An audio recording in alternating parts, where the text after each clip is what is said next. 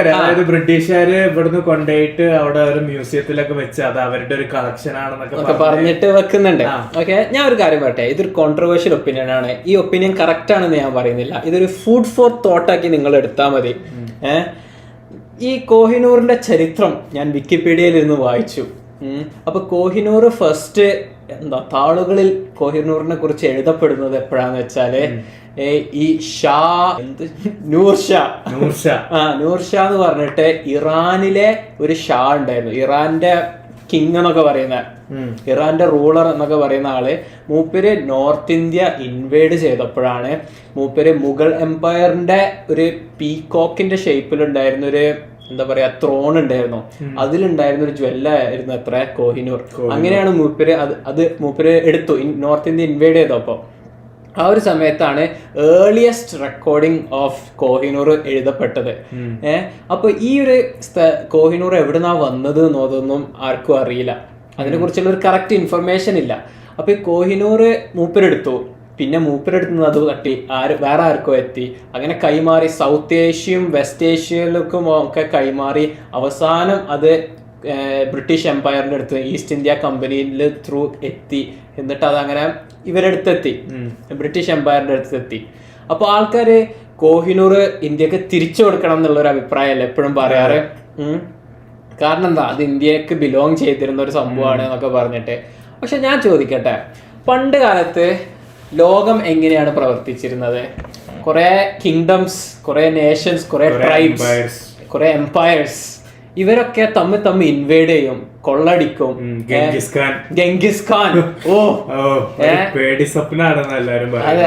അതെ, ഗംഗിസ് ഖാന്റെ ഒക്കെ പോലത്തെ ആൾക്കാര് വേൾഡ് കോൺകർ ചെയ്യാൻ അറിയാം. Alexander the great, Genghis Khan, Alexander the great, ഇവർക്കൊക്കെ ലോകം മൊത്തത്തില് കോൺകർ ചെയ്യണം. അതായത് ഓരോരോ യുദ്ധങ്ങൾ ചെയ്ത് എത്രയോ വലിയ സാമ്രാജ്യം ഉണ്ടായിട്ട് അത് പോരാ അവർക്ക്.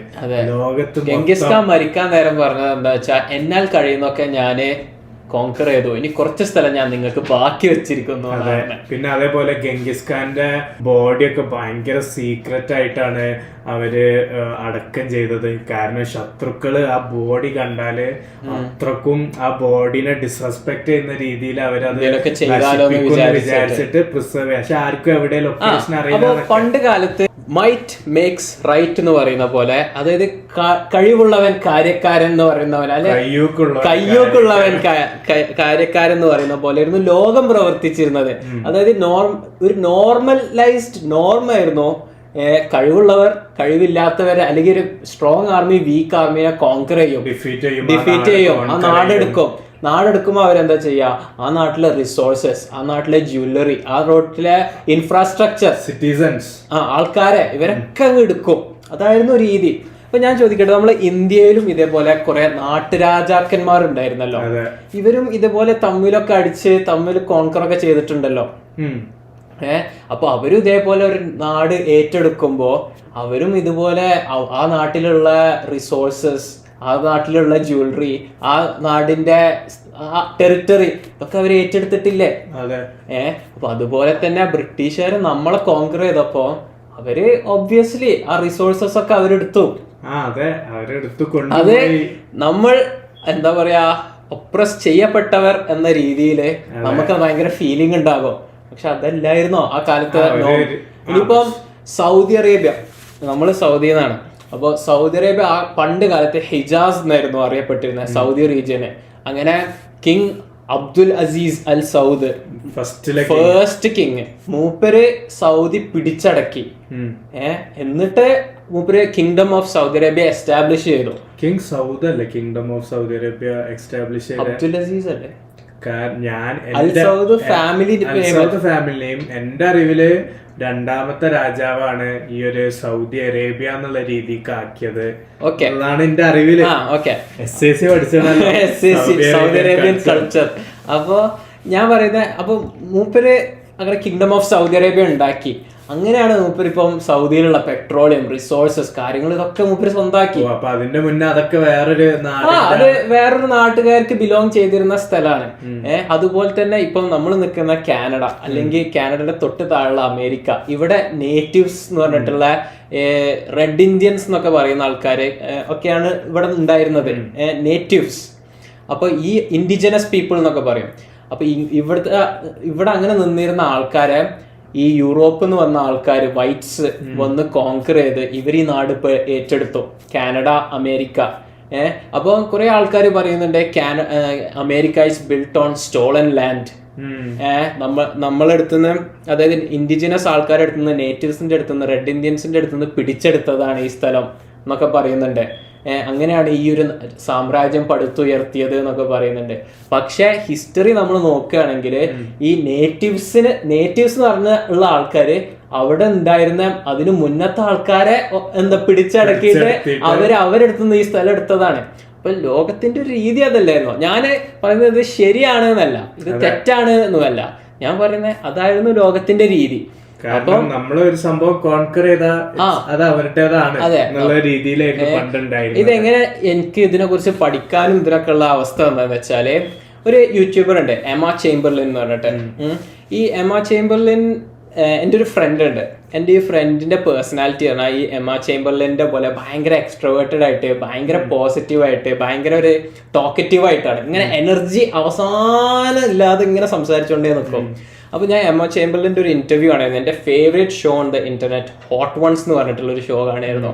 അപ്പൊ ഇതിൽ എമ്മ ചേംബർലിൻ ഗസ്റ്റായി വന്നപ്പോൾ എമ്മ ചേംബർലിൻ ഇങ്ങനെ സംസാരിക്കുന്നുണ്ടപ്പോൾ എനിക്ക് എൻ്റെ ഈ ഫ്രണ്ടിനെ ഓർമ്മ വന്നു. അപ്പൊ ഞാനിങ്ങനെ സ്നാപ്ചാറ്റിൽ ഒരു സ്നാപ്പ് അയച്ചിട്ട് she reminds me of you എന്ന് പറഞ്ഞിട്ട് ഞാൻ അങ്ങനെ അയച്ച്.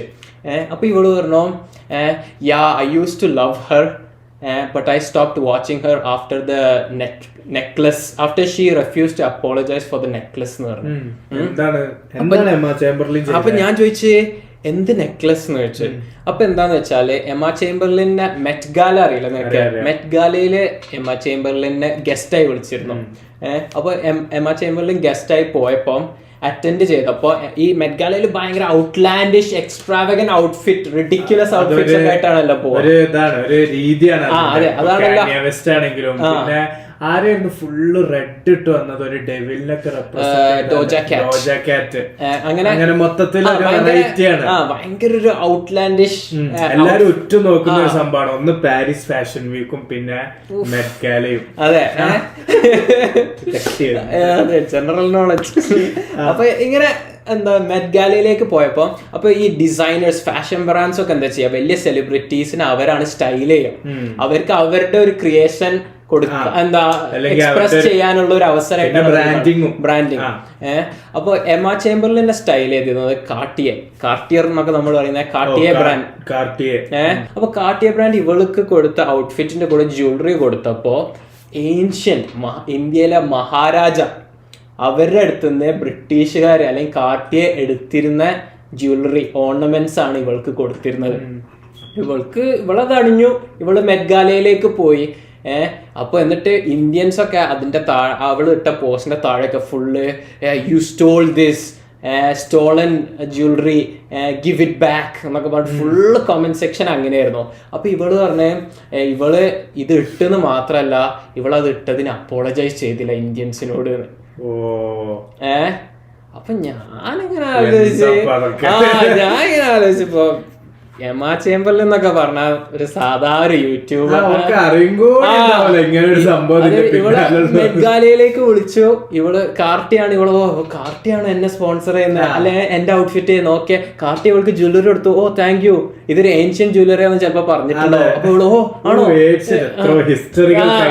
അതെ, തലമുറകൾ കൈമാറി വന്നതോ ഓക്കെ. ഇവൾക്ക് ഇതിനെ കുറിച്ച് അറിയുന്ന പോലെ ഉണ്ടാകില്ല. എന്നിട്ട് ഇവള് അപ്പോളജൈസ് ചെയ്യാത്തത് കൊണ്ട് ഞാൻ ഇവളെ കാണല് നിർത്തി. എന്റെ ഫ്രണ്ട് പറയാം ഞാൻ ഇവളെ കാണല് നിർത്തി. അപ്പൊ ഞാൻ ഇങ്ങനെ മനസ്സിലാലോചിച്ചു, ഇതൊക്കെ ഇപ്പൊ പണ്ട് കാലത്ത് അങ്ങനെയായിരുന്നു. അപ്പൊ അങ്ങനെ എനിക്ക് മനസ്സിൽ വന്നു. എനിക്ക് ലിറ്ററലി നിങ്ങളോടുള്ള ചോദ്യമാണ്, എന്താണ് നിങ്ങളുടെ ഒരു ഒപ്പീനിയൻ? കാരണം പണ്ട് കാലത്ത് ഇപ്പൊ ഈ മുഗൾ എംപയേഴ്സ് ആണെങ്കിലും ബാക്കിയുള്ളവരൊക്കെ ആണെങ്കിലും ഇതേപോലെ പലയിടത്തുനിന്നും കൊന്നിട്ടും ഇതാക്കിയിട്ടൊക്കെയാണ് വരില്ല. മുഗൾ എംപയർ, മുഗൾസ് അഫ്ഗാനിസ്ഥാനൊക്കെ ആയിട്ട് കുറെ യുദ്ധങ്ങളും കാര്യങ്ങളൊക്കെ. മുഗൾ എംപയർ എന്ന് പറഞ്ഞാൽ ഗംഗിസ് ഖാന്റെ ലിനിയേജ് എന്ന് വന്നതാണ് അവര്. അപ്പൊ അവരും ഇതേപോലെ കുറെ ആൾക്കാരെ കൊന്നിട്ടാണ് വരുന്നത്. മുഗളുടെ അടുത്തുനിന്നാണ് ഈ നൂർഷാ എന്ന് പറഞ്ഞിട്ടുള്ള ഇറാന്റെ ഷാ പിടിച്ചെടുത്തത് കോഹിനൂർ. അപ്പൊ അങ്ങനെ ഇത് അങ്ങനെ ആയിരുന്നു ലോകം. അപ്പൊ ഒരു ഫുഡ് ഫോർ തോട്ട് എന്നുള്ള രീതിയിൽ പറയാണ്. പണ്ടത്തെ രാജാക്കന്മാരെ കുറിച്ച് പറഞ്ഞപ്പോഴാണ് നമുക്ക് ഓർമ്മ, നമ്മള് എവിടെ ടൊറോണ്ടോയിലൂടെ നടന്നു പോകുമ്പോ നമ്മള് പറഞ്ഞില്ലായിരുന്നോ ഈ ഷാജഹാന് മറ്റേ താജ്മഹൽ ഉണ്ടാക്കിയതിന്റെ ശേഷം അതിന്റെ ആർക്കിടെക്ചേഴ്സിനൊക്കെ കൊന്നും ചെയ്ത് പണിയെടുത്ത് ഞാൻ തന്നെയാണെന്ന് തോന്നണേ. എന്നിട്ട് നമ്മള് പറഞ്ഞും ചെയ്തു നമുക്കിത് പോഡ്കാസ്റ്റ് പറയാം. അത് കറക്റ്റ് ആണോ അല്ലേന്ന് എനിക്കറിയില്ല, പക്ഷെ സമീർ എന്നോട് പറഞ്ഞതാണ്. അതൊരു കേട്ടുകളിൽ. പക്ഷെ ഈ പിരമിഡ് ഉണ്ടാക്കിയതിലും അങ്ങനത്തെ ഒക്കെ ഞാൻ കേട്ടിട്ടുണ്ട്. പിരമിഡ് ഉണ്ടാക്കിയതിനു ശേഷം അത് ഉണ്ടാക്കിയ വർക്കേഴ്സിനൊക്കെ ഇങ്ങനെ പല രീതിയിൽ പിന്നീട് ഈ ഒരു ക്രിയേഷൻ ഉണ്ടാവരുത് എന്ന് വിചാരിച്ചിട്ട്. പക്ഷെ ഞാൻ അങ്ങനെ ആലോചിക്കുമ്പോ അന്നത്തെ രാജാക്കന്മാരല്ലേ ചെയ്തുണ്ടാകും. കാരണം ഓർക്ക് പറഞ്ഞാലും ഇപ്പം ഇത് ഇത്ര വലിയൊരു സിമ്പിൾ മാറ്റർ അല്ല. ഇപ്പൊ ഒരാളൊക്കെ ഡിക്റ്റേറ്റർ മൂവിയില് ജനറൽ അല്ലാതെയും പറയണ പോലെ ഇങ്ങനെ നാക്കിയാ മതി അവനെ കൊന്ന്. അടുത്ത എന്റെ ടോപ്പിക് എന്താന്ന് ചോദിച്ചാൽ, ഞാൻ കോൺട്രവേഴ്ഷ്യൽ ഒപ്പീനിയൻസ് ഇങ്ങനെ ആലോചിക്കായിരുന്നു. അപ്പൊ എന്റെ മനസ്സിൽ വന്നതാണ്, ഈ ചെസ് എന്ന് പറഞ്ഞാൽ ഭയങ്കര ഒരു സെക്സിസ്റ്റ് ഗെയിം അല്ലേ. ഞാൻ സെമീറിനോട് ഇപ്പൊ അടുത്ത് പറഞ്ഞേ ചെസ് ഭയങ്കര സെക്സിസ്റ്റ് അല്ലേ. എനിക്ക് എന്റെ മൈൻഡിൽ അത് റേസിസ്റ്റ് എന്നാണ് വന്നത്. അപ്പൊ സെമീർ അറിയാ അതെന്താ വൈറ്റ്സ് ആദ്യം തുടങ്ങുന്നോണ്ടാണോ? അല്ല ശരിയാണ്. അപ്പൊ ഞാൻ പറഞ്ഞു അത് ശരിയാണല്ലോ. അപ്പൊ ഞാൻ പറഞ്ഞ അത് സെക്സിസ്റ്റ് അല്ലല്ലോ, അത് റേസിസ്റ്റ് അല്ലേ പറഞ്ഞു. അപ്പൊ പിന്നെ ശരിയാണ്. അപ്പൊ ഞാൻ പറഞ്ഞു നമുക്ക് പോഡ്കാസ്റ്റ് പറയാം. ചെസ്സിൽ എപ്പോഴും വൈറ്റ് ആണ് ആദ്യം തുടങ്ങുന്നത്. അപ്പൊ ഭയങ്കര റേസിസ്റ്റ് അല്ലേ എന്ന് സെമീറിനൊരു ഡൗട്ട് വന്നു. അതുപോലെ തന്നെ ചെസ്സില് സെക്സിസ്റ്റർ ആണ് എന്ന് ഞാൻ പറയാൻ കാരണം എന്താണെന്ന് വെച്ചാല്, ക്വീന് ഭയങ്കര ഇമ്പോർട്ടന്റ് ക്യാരക്ടറാണ്, ഭയങ്കര ഏറ്റവും പവർഫുൾ എന്നൊക്കെ ഉള്ള പോലെ ക്വീനാണ് ഉള്ളത് ചെസ്സില്. ക്വീൻ അങ്ങോട്ട് പോവാ ഇങ്ങോട്ട് പോവാ അങ്ങനെ അങ്ങനെ ഒക്കെ ഉണ്ടാവും. പക്ഷെ ക്വീനിനെ കൊല്ലാം, അപ്പോഴും കളി മുന്നോട്ട് പോകും. കളി മുന്നോട്ട് പോകും.